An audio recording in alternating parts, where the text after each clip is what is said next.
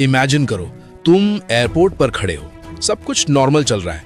अचानक एक आदमी आता है, पासपोर्ट दिखाता है, लेकिन प्रॉब्लम ये है उसका कंट्री दुनिया में एग्जिस्ट ही नहीं करता। और जब अथॉरिटीज उसे डिटेन करती हैं, वो कॉन्फिडेंटली मैप पर एक जगह दिखाता है जहां एक्चुअली कोई और कंट्री होता है।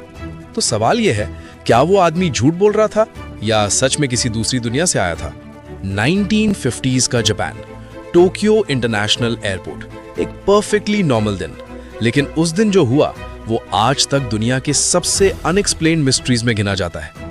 एक वेल ड्रेस्ड बिजनेसमैन एयरपोर्ट पर उतरता है, उसके पास वैलिड डॉक्यूमेंट्स होते हैं, multiple country stamps, bank papers, सब कुछ रियल लगता है। लेकिन प्रॉब्लम तब शुरू होती है जब वो अपने कंट्री का नाम बताता है, टाउरेड, एक ऐसा देश जो हमारी दुनिया के किसी भी मैप में एग्जिस्ट नहीं करता। उस समय इंटरनेशनल ट्रैवल इतना कॉमन नहीं था, पासपोर्ट्स और डॉक्यूमेंट्स की चेकिंग बहुत स्ट्रिक्ट होती थी।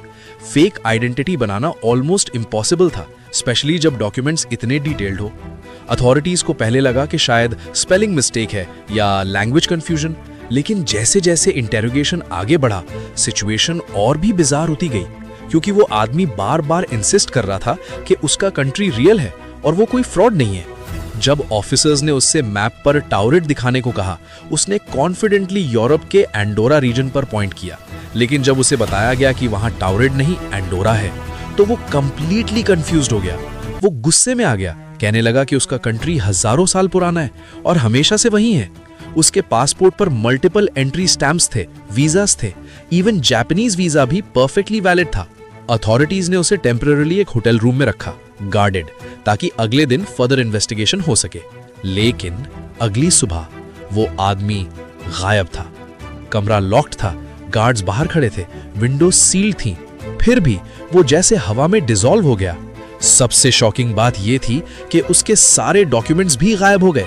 होटल स्टाफ ने कहा कि कोई सस्पिशियस एक्टिविटी नहीं हुई। गार्ड्स ने भी कंफर्म किया कि कोई अंदर बाहर नहीं गया। तो फिर वो गया कहां? क्या उसने एस्केप किया? लेकिन कैसे? और अगर वो फ्रॉड था तो उसके डॉक्यूमेंट्स इतने परफेक्ट कैसे थे? आज तक कोई रिकॉर्ड नहीं मिला उस आदमी का, कोई आइडेंटिटी, कोई ट्रेस, जैसे वो कभी एग्जिस्ट ही नहीं करता था। थियरीज।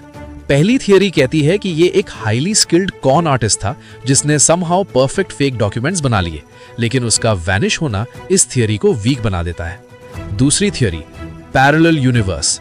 लोग बिलीव करते हैं कि वो आदमी एक ऑल्टरनेट रियलिटी से आया था जहां टाउरेड नाम का कंट्री सच में एग्जिस्ट करता है। तीसरी थियरी, गवर्नमेंट कवर अप। शायद अथॉरिटीज ने उसे सीक्रेटली रिमूव कर दिया और पूरी स्टोरी को हाइड कर दिया। चौथी और सबसे डिस्टर्बिंग थियरी, टाइम ट्रैवलर या डायमेंशनल ग्लिच। शायद वो आदमी गलती से हमारी टाइमलाइन में आ गया और फिर वापस खींच लिया गया।